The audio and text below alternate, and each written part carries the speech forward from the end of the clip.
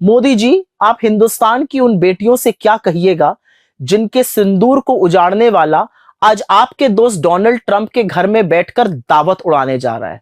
आप क्या कहिएगा उन लोगों से जिनके परिवार खत्म हो गए, जिनका सुहाग उजड़ गया, कि उनके सुहाग को उजाड़ने वाला असीम मुनीर को आज डोनाल्ड ट्रंप ने अपने घर में दावत पर बुलाया है।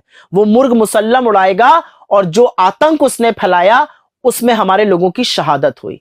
असीम मुनीर कहने को तो पाकिस्तानी सेना का अध्यक्ष है, लेकिन वो है एक नंबर का आतंकी, पाकिस्तान की सेना की वर्दी में घूमता है। और अब आपके मित्र डोनाल्ड ट्रंप उसको अपने घर में बुलाकर निजी दावत दे रहे हैं। इससे ज्यादा हमारी फॉरेन पॉलिसी का जनाजा और क्या निकलना है।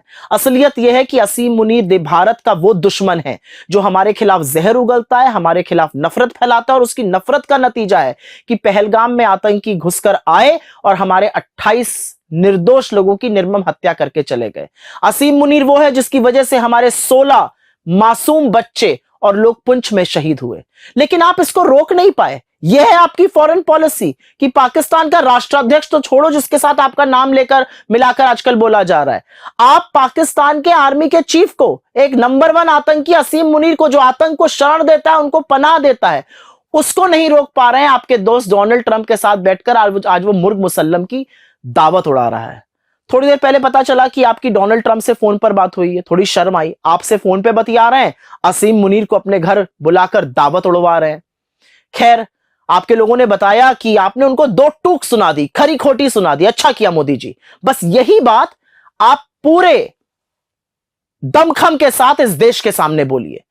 आप बोलिए कि डोनाल्ड ट्रंप, तुमने 14 बार सीज फायर का श्रेय लिया, तुमने बार बार मध्यस्थता की बात करी, तुमने बार बार हिंदुस्तान और पाकिस्तान को एक श्वास में बोला, यह हमें कतई बर्दाश्त नहीं है। और ये आप देश के सामने बोलिए, आप सर्वदलीय बैठक में बोलिए, आप देश के सदन में बोलिए। जो 2 टूक आपने डोनाल्ड ट्रंप को आपके लोगों के अनुसार सुनाई है, वो 2 टूक आप देश के सामने भी बोलिए।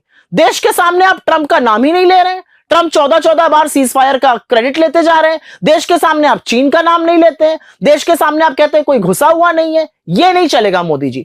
जो आपने फोन पे बतियाया है वही बात सार्वजनिक रूप से देश को एक संबोधन करिए, देश को बताइए, ऑल पार्टी मीटिंग में बताइए और सदन में बताइए।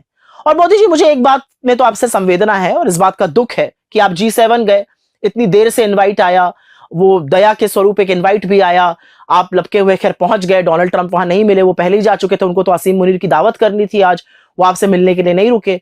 लेकिन आप G7 गए और सोचिए, जिस व्यक्ति को फोटो खिंचाने का इतना शौक है, जिसको अलग अलग एंगल से फोटो खिंचाकर मजा आता है, उसको G7 वालों ने सबसे पीछे खड़ा कर दिया। आप लाइन में सबसे पीछे खड़े थे और ये सब लोग आगे खड़े होकर हंसी ठिठोली करके फोटो खिंचा रहे थे। मुझे ये देखकर दुख हुआ, क्योंकि आपके जो भक्त थे वो तो लिखते थे लीडिंग फ्रॉम द फ्रंट, अब बेचारे कैसे लिखे ट्रेलिंग एट द बैक। जो भी है मोदी जी, मुझे ऐसा लगता है कि आपकी फॉरेन पॉलिसी पूरी तरह से ध्वस्त हो चुकी है, उसका जनाजा निकल चुका है, और आपकी विदेश नीति ने इस देश का अपमान करने के अलावा बाकी कुछ नहीं किया है। इसीलिए अपनी फॉरेन पॉलिसी को सुधारिए और डोनाल्ड ट्रंप को जो आपने बातें फोन पर बोली है वो सार्वजनिक रूप से इस देश के सामने भी बोलिए।